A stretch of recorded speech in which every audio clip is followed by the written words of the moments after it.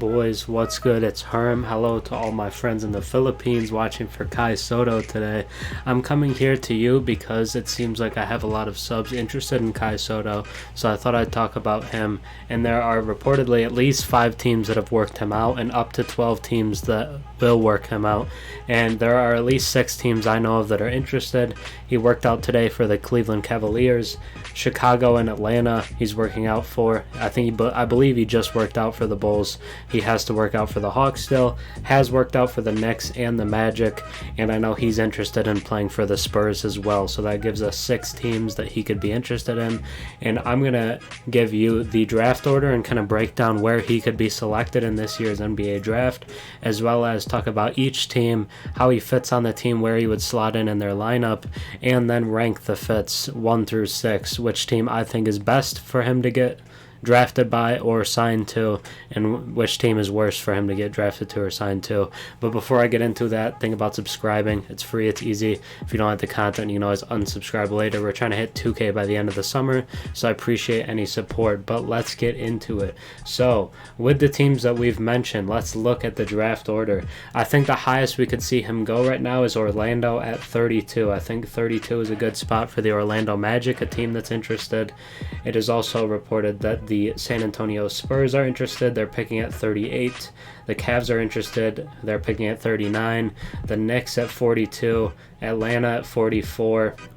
And Chicago actually doesn't have a second round pick, but they do have their first round pick. So if Chicago was really that desperate to get him, the highest we could see Kai Sotto go is as high as 18 in the first round if Chicago's really looking to get him, or they could trade back into the second round to try to get Kai Sotto there. But let's talk about each team first. Let's talk about the New York Knicks, and this is one I think is really interesting because Mitchell Robinson is a free agent. He could sign elsewhere this summer. He might not be on the team next year. And Nerlens Noel always seems to be injured. So their center spot is one that could be kind of open. I think Kai Sotto right away with Mitchell Robinson, if he left, even if Nerlens Noel stayed with his injuries there, I think Kai Sotto is probably their backup center to start right away. I don't think he's third string. I think he's second string right away. And if Nerlens Noel get injured, I think he could play some starting center minutes. I see a lot of you in the comments compare him to Kristaps Porzingis, a former Knicks big man, and I'm sure the Knicks kind of regret the way that they got rid of him. So I think getting Kai Sotto there to play the kind of a Porzingis role would be really interesting in the current Knicks offense.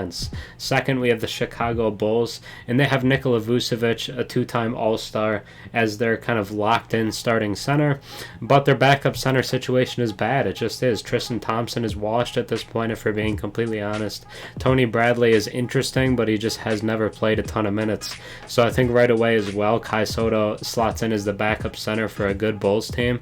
The Bulls team, I know they're very interested. I saw a video earlier about Kai Sotto to the Bulls specifically, and he's a guy that I think would thrive in a winning culture like this, especially learning from a player like Vucevic. Vucevic can space the floor, he can hit the three, he can teach Kai Sotto the NBA, as well as help him continue to improve his three-point range, his ability to space the floor, and maybe he even becomes a better player than Vucevic down the road.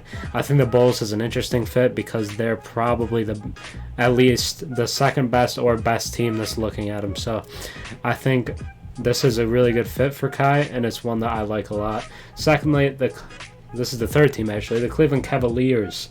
They have Jared Allen and Evan Mobley locked in as their starting power forward and center, but Moses Brown, kind of a young, unproven big, and Ed Davis at this point in his career just isn't going to do a whole lot for you. So Kai Sotto as well on another playoff team. The Cavs are I think going to be a playoff team next year. He would slot in as their backup center, kind of improve his rim protection behind a guy like Jared Allen. Jared Allen, one of the best rim protectors in the entire NBA, could help Kai Sotto in that aspect, help him become an even better defender than he is right now. Next, the San Antonio Spurs, which Kai is kind of said he has his own interest in a team that he could end up playing for, the Spurs. And this is a center that I think he could surpass. I think Jakob Poeltl is a guy right now that's probably better, but Zach Collins there as well always seems to be injured. I think he starts out as a backup center, and even Keldon Johnson can play the 3. With Kai Sotto's ability to space the floor, we could see him start as the power forward here for the San Antonio Spurs. Is an option. They have history with international guys, whether it be Tony Parker, Manu Ginobili, guys like that. So I think that they'd be interested in something like this, and I really like Kai Sotto as a fit there as well.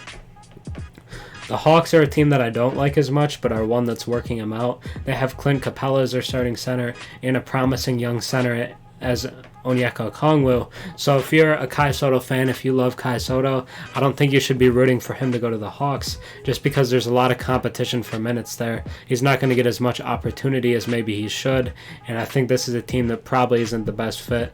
And then the Orlando Magic are the last one. Mo Bamba hitting free agency. Isaac hasn't played in 2 years. Mo Wagner has been disappointing. So I think we could even see Kai Sotto get some front court minutes at both the power forward and the center spots. Probably starts behind Wendell Carter, but could surpass him. I think the 2 places where he could surpass the starting center are both San Antonio and Orlando. He has a spot to become a starter and become better than their current starting center. But let's break down which I think are the best fits. But first, let's talk more about Kai, like how good of a player he is and what he brings to the table, because I think what he brings is really important to where he's going to fit. When you're looking at Kai Sotto, you're looking at a 7'3" big man who's really mobile for his size. You just don't see it. You don't see mobility like he has at his size, but ability to score at the rim, catch lobs, as well as hit threes. In only 15 minutes a game this year in the NBL, is putting up almost 10 points a game, over a block a game, so he can do a little bit of rim protection as well. And on top of that, is a very good passer. Is one of the best passing big men in the NBL, and I think he's going to be a good passer in the NBA as well. So I think Sotto brings a lot to the table, and I think the Bulls are the best fit just because I think the Bulls are the best team. It allows him to learn behind Vucevic and kind of get better over time.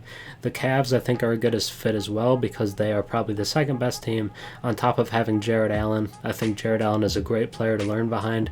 I think kind of defense might be the slowest part of Kai's game right now, and if he can improve that, that would make him a super versatile player, a player that you couldn't be able to keep off the floor. He'd have to be out there playing minutes.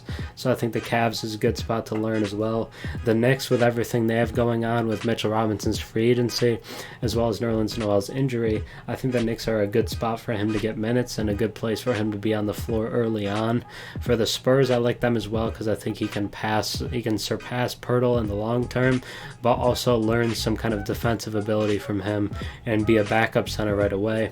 For the Magic, I think he can surpass that, but I don't love this as much just because they're a young team. They're not super skilled in a lot of places, so I think maybe they don't do the best job at developing his talent.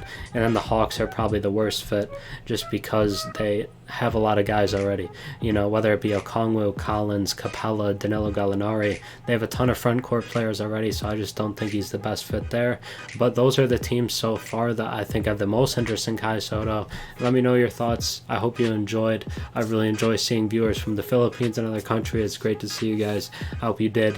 Like the video and subscribe if you are new. Hopefully you enjoyed. That's going to be it for me today. I hope you enjoyed the video, but that's it. Have a good rest of your day. Peace.